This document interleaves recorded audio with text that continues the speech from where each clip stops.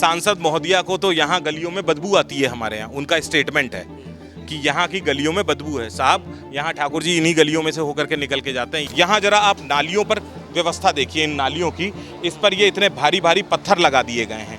ये नालियाँ पूर्व में इनमें स्टेनलेस स्टील की जालियाँ लगी रहती थी जो खुल जाती थी।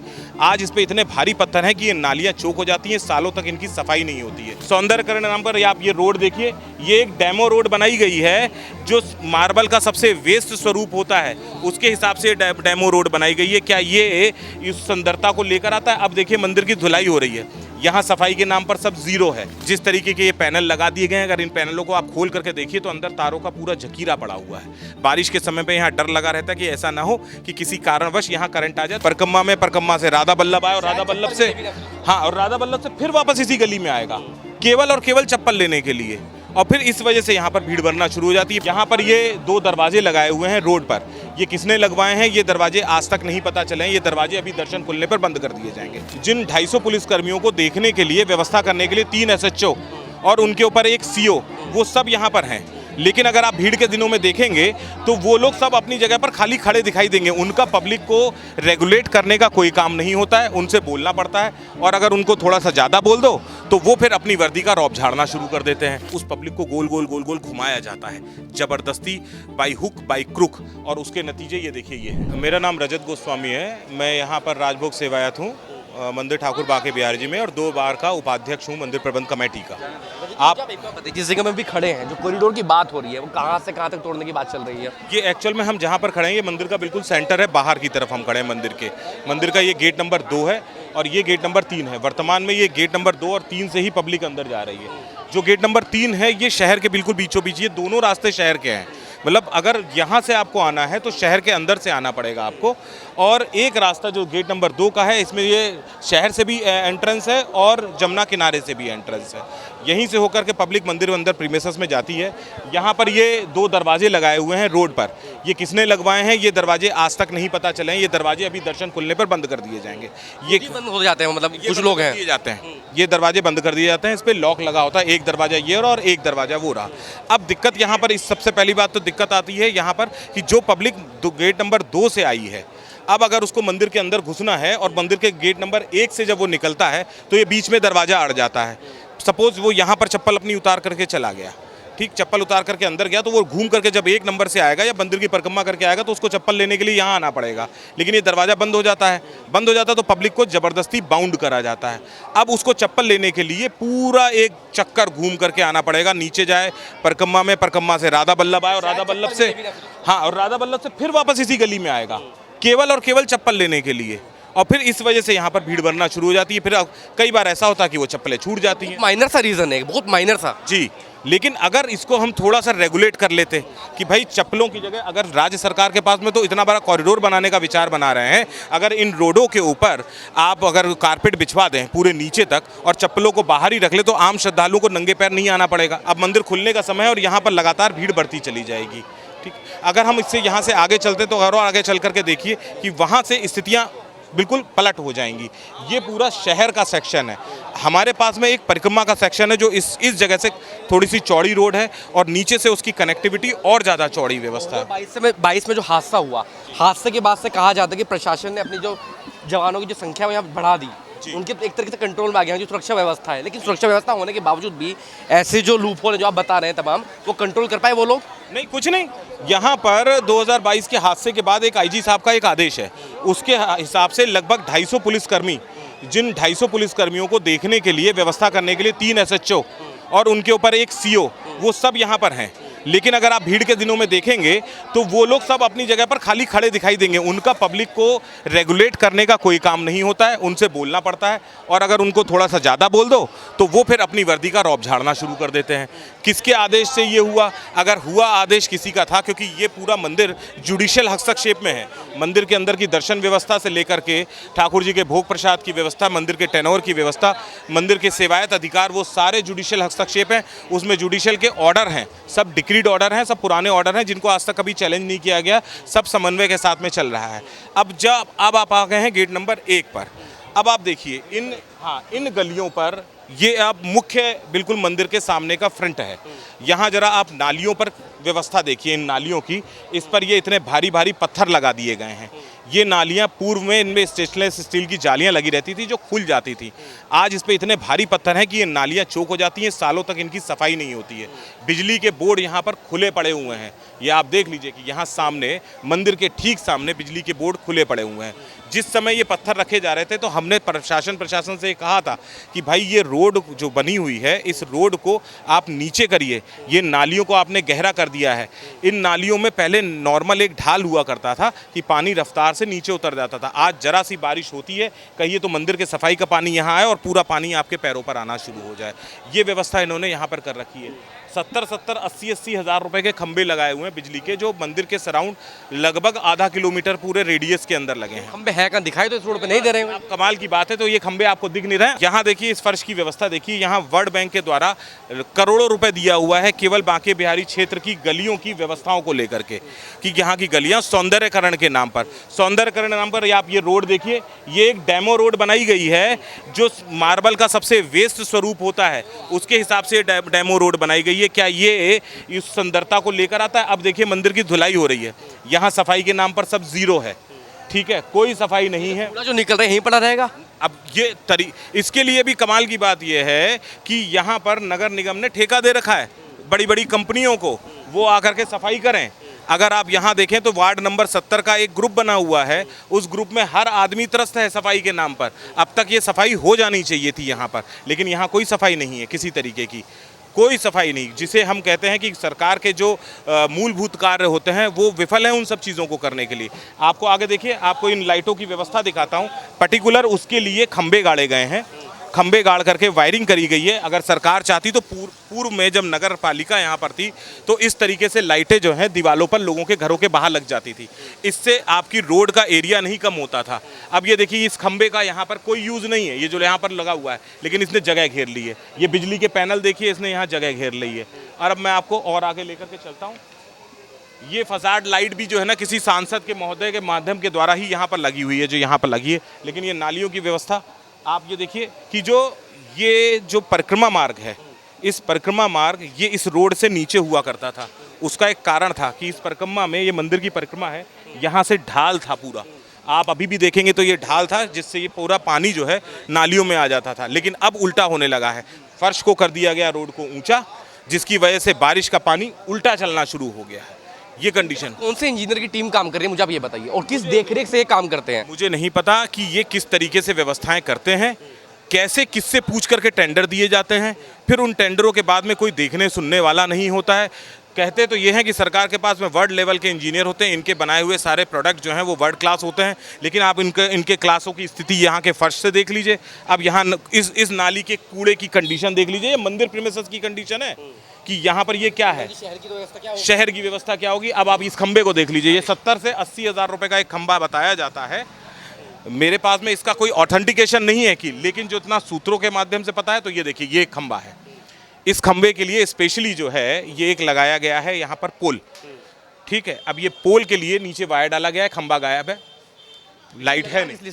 लगाया लाइट के लिए लगा था, लाइट के लिए लगा था, लेकिन लाइट नहीं है। इससे आगे आप देख लीजिए, सब लाइटों की कंडीशन ये है। यहाँ समय हो गया उनको लगे हुए साहब, ये जिस समय ब्रज तीर्थ विकास परिषद बना था और उसके बाद में मेरे ख्याल से शायद लगभग 2021 के आसपास के बाद में, जहाँ तक है, ये कार्य शुरू हो चुका था, क्योंकि बीच में कोविड पड़ गया था, तो कोविड में तो शायद ये काम बंद हो गया था, लेकिन उसके बाद में इस तरीके की सारी व्यवस्थाएं वो चालू हो गई थी। अब ये देखिए ये खंबा यहाँ पर लगा हुआ है, ये खंबा इतना महंगा, ये केवल और केवल पैसे की बर्बादी करी गई है और इस पैसे की पूरी खाईबाड़ी करी गई है। जिस तरीके के ये पैनल लगा दिए गए हैं, अगर इन पैनलों को आप खोल करके देखिए तो अंदर तारों का पूरा जकीरा पड़ा हुआ है। बारिश के समय पे यहाँ डर लगा रहता है कि ऐसा ना हो कि किसी कारणवश यहाँ करंट आ जाए। तो देखिए यहाँ पर नगर निगम ने या बिजली विभाग ने इस तरीके की पॉलिथीन से इन जो है पैनलों को कवर अप करा हुआ है। तो एक तरीके से जिस सड़क पर हम घूम रहे हैं वो खतरों से खाली सड़क नहीं है, कल को कोई भी बड़ा हादसा हो सकता है। बिल्कुल हो सकता है। ये जो सड़क है, अब बात आ जाती है कि इस भीड़ को रेगुलेट करने की। हमारे पास में जो हमने कई एक सुझाव उनको दिए हुए थे, तरीका ये था कि शहर को मंदिर से थोड़ा सा दूर रखा जाए। पब्लिक जो आ रही है वो आज की डेट में पूरा एक्सप्रेसवे से आ रही है, एक्सप्रेसवे की कनेक्टिविटी जो है आपके प्रेम मंदिर पर आकर के रुक जाती है। गाड़ी यहाँ पीछे ही रोक देते हैं, वहाँ से ई रिक्शे से लोगों को आना पड़ रहा है। ई रिक्शे जो शहर के अंदर चल रहे हैं लगभग 50 से 60 हज़ार, जिन्होंने यातायात की धज्जियाँ उड़ा के रख दी हैं।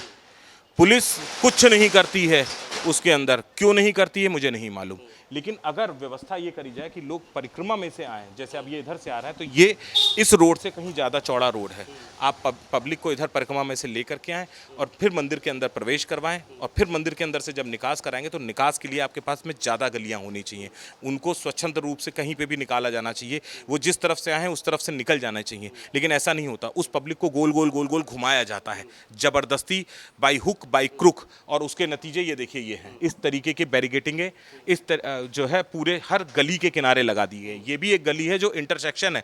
ये यहाँ पर कमाल की बात यह है कि मंदिर का निर्माण जिस समय भी हुआ ये 1864 में, यहाँ की जितनी गलियाँ हैं वो सब क्रॉस हैं। आप एक गली में घुसिए आप रोड पर आ जाएंगे, दूसरी गली में घुसिए आप दूसरी रोड पर आ जाएंगे। ये खासियत है, कोई गली बंद नहीं है। लेकिन इन गलियों का जिस तरीके से व्यवस्था होनी चाहिए थी वो उस तरीके से व्यवस्था करी नहीं गई। तरीके से देखा जाए तो प्रशासन का बहुत बड़ा फेलियर है, बहुत बड़ा फेलियर है। आप लोग जो ये व्यवस्था करते हैं, कभी इस संबंध में आपसे बात भी होती है कि हम ऐसी व्यवस्था करने जा रहे हैं? आप बताइए। चक्कर ये पड़ जाता है कि मंदिर, क्योंकि एज ए गोस्वामी हम लोग मंदिर में इंटरनल मैनेजमेंट को देख सकते हैं बाई ऑर्डर, जो है जो हमारी 39 की डिक्रीड है उसके तहत जो है हम मंदिर की आंतरिक व्यवस्थाओं को देख सकते हैं। बाहर की व्यवस्था तो प्रशासन का काम है, बाहर की सारी चीज़ें प्रशासन का काम है, लेकिन प्रशासन कभी बात ही नहीं करता इन सब चीज़ों पर। अब वो कहता है आप बात करने वाले कौन होते हैं, आपके पार्षद बात करेंगे। पार्षद कोशिश करते हैं कि ऐसा नहीं, हमारे यहाँ का पार्षद बहुत अच्छा है। रिसेंट का जो पार्षद है वो अपनी तरफ से उसने एक ग्रुप बनाया हुआ है। मेरे ख्याल से पहला एक व्यक्ति ऐसा है कि अगर आप वार्ड नंबर 70 के नाम से अपना डालते हैं ग्रुप के अंदर और पार्षद जी को कोई मैसेज डालते हैं तो वो उसका रिप्लाई देता है व्यक्ति, तो वो अपना काम कर रहा है। लेकिन काम करने के लिए स्वतंत्र तो हो, व्यवस्थाएं तो दें आप उसको काम करने के लिए कि भाई किस तरीके से होगा, तो वो करें। तो अधिकारी को फोन करेंगे ना किसी न किसी को। बिल्कुल, पार्षद अधिकारी को फोन करते हैं। यहाँ सारी लाइटें अंडरग्राउंड हैं, आज की डेट में पूरी लाइटें सब अंडरग्राउंड कर रखी हैं। लेकिन जरा सी बारिश होती है लाइट सबसे पहले बिहारीपुरा में कट जाती है। जब अंडरग्राउंड लाइट है तो लाइट क्यों काट देते हैं आप भाई? सारे लोग त्रस्त हैं इन सब चीज़ों को लेकर के। और पानी की व्यवस्था, यहाँ जमुना गंगा जल परियोजना के तहत पानी आना शुरू हुआ था, फिर बाद में पानी का रोना शुरू हो गया। वो गंगा जल परियोजना कहीं खटाई में पड़ गई या क्या कारण रहा, तो यहाँ पर और ये भी कह सकते हैं कि इसमें पता नहीं कितने लाखों करोड़ रुपए अधिकारी पी गए। 101%, मतलब कितनी व्यवस्था। मैंने आपको बताया ना कि एक एक ये बिजली का खंबा जो ये कहा जाता है कि 65 से 70 हज़ार रुपए का है, और मैं आपसे कह रहा हूँ कि आधा किलोमीटर के रेडियस में हर गली में और हर 10-10 फीट पर इस तरीके के खंबे लगे हुए हैं जो जिसमें ना तो लाइट है, ना ये जिस समय लगे थे नए, ना उसमें प्रकाश है। अब आप सोचिए कि ये जो खंबा है इसमें बल्ब कहाँ होगा, विचार करके देखिए।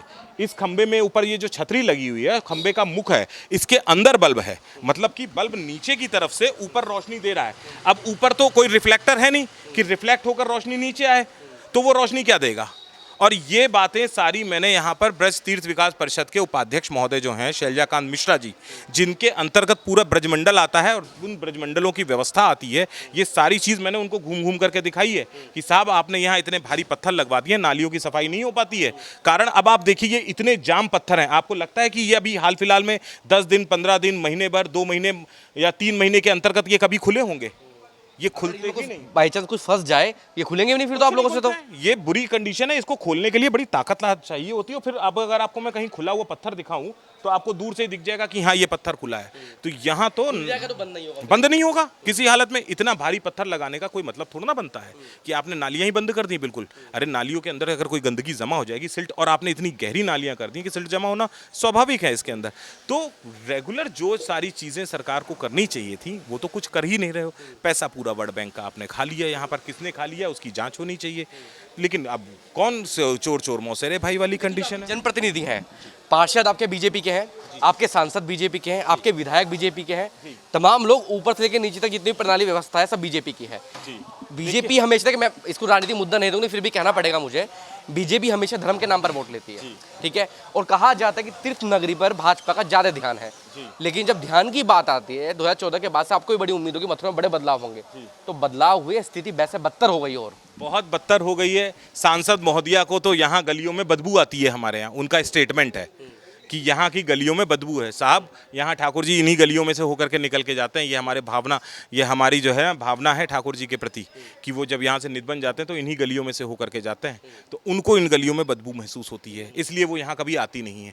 जब आती हैं तो पूरे प्रोटोकॉल के साथ में आती हैं। क्यों? क्योंकि उनके हिसाब से मंदिर के अंदर इतनी भीड़ है। तो अगर मंदिर के अंदर भीड़ थी तो इस बार जो यहाँ पर हमारे यहाँ का एक उत्सव है जिसमें ठाकुर जी का जन्मदिन हम लोग मनाते हैं जन्माष्टमी के अलावा, जिसे बिहार पंचमी बोलते हैं, सांसद महोदया वहाँ पर वीआईपी कल्चर के साथ में कम से कम 2 घंटे खड़े होकर के आम श्रद्धालुओं को रोक करके उन्होंने दर्शन किए। तो आप ये कैसे कह सकते हैं कि यहाँ पर जो है आपको बदबू आ रही है और मैं बिहार जी आती नहीं? ये उनका ये वक्तव्य रहता है कि मैं बिहार जी इसलिए नहीं आती हूँ। तो भाई ये अगर आपको यहाँ आना ही नहीं था तो आप काहे खड़ी हुई सांसद पद पर? आप जनता के प्रतिनिधित्व करती हैं, उनकी समस्याओं को कौन सुनेगा आकर के? अगर हमारे यहाँ गंदगी और आपको गंदगी महसूस हो रही है तो उसके लिए दिशा निर्देशन कौन देगा? क्या जनता देगी या आप जिस संवैधानिक पद पर हैं आप देंगी? तो सबसे बड़ी बात तो क्वेश्चन होनी पड़े नहीं तो समस्या कैसे पता चलेगी उनको समस्या है जनता के पास? उन्होंने अपने गुर्गे छोड़ रखे हैं लोग, जो उनको जैसा बता देते हैं वो वैसा वक्तव्य दे देती हैं। भाई निकल करके आवे हैं अपना, जब निकल कर आएंगी देखेंगी तब तो पता चलेगा कि यहाँ प्रॉब्लम किस तरीके की आ रही है। जब निकलेंगी ही नहीं तो फिर क्या आधे से ज़्यादा समय तो वो बाहर रहती हैं। तो जब सांसद तो यहाँ का लोकल निवासी होना चाहिए तरीके से, जो व्यक्तियों की अप्रोच में हो। अगर आप उसके अप्रोच में नहीं है तो उसको क्या पता चलेगा कि आप लोगों को दिक्कत क्या हो रही है। ये तो होगी व्यवस्था की बात, मतलब ओवरऑल हम ये मान के चले कि पैसा आया, पैसा मिला, लेकिन पैसा लगा नहीं। ये हालत है तीर्थ नगरी की, जो बांके बिहारी जो मंदिर है, जो वर्ल्ड फेमस मंदिर है, जिसके नाम से मथुरा जानी जाती है, जिसके नाम से हमारा देश भी जाना जाता है, तो उसकी यहाँ की स्थिति है। अंदर शहर में इससे बदतर हालात है 101%। जब मंदिर के सामने ये स्थितियां हैं तो शहर की स्थितियां तो और बदतर हैं। अगर आप उस ग्रुप को खोलना शुरू कर देंगे, जो मैं आपको बोलिए तो अभी दिखा देता हूं, तो उसमें लोगों की सिर्फ कंप्लेंट ही कंप्लेंट है। और उसमें हमारे पार्षद जो है वो पूरी कोशिश करता है, वो लोगों को हड़काता भी है, बड़े अधिकारियों को उसने ग्रुप से जोड़ रखा है, उनकी क्लास भी लगाता है कि करो करो, फिर होने के बाद में सूचना डलवाता है। लेकिन उसके बाद में भी अकेला चना भाड़ नहीं फोड़ सकता। सबसे बड़ी बात यह है कि अकेला चना भाड़ नहीं फोड़ सकता। वो जितनी मेहनत कर रहा है वो अपने धन्यवाद का पात्र है, लेकिन बात यहीं आ जाती है कि अकेला आदमी व्यक्ति करेगा क्या, कैसे करेगा। आप देख रहे हैं नेट्रिक न्यूज, साहस सच कहने का।